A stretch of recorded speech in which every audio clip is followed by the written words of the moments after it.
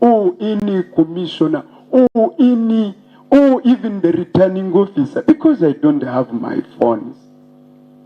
Is that acceptable in a free and democratic society? Mr. Chairman, we received information that there is a group of people at Namere who were taking ballot papers before polling. We could not believe that. So we chose to go there and talk in a civil manner to establish whether that is true. We have learned that it is the house of Major Matovu, a former RDC. We found there a group of people with many motor vehicles. A number of them, their number plates had been covered. They were blocking off others.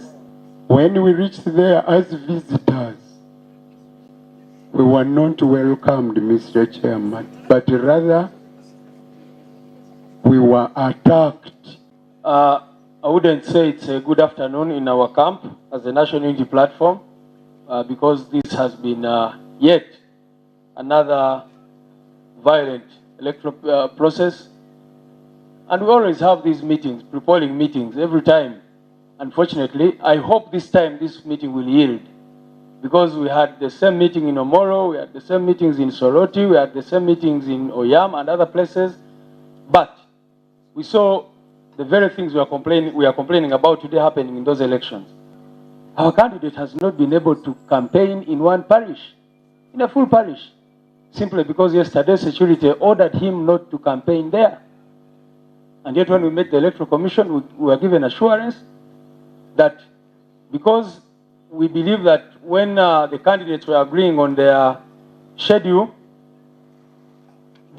all candidates factored in who was going to come at what time, and so our candidate hasn't been able to campaign.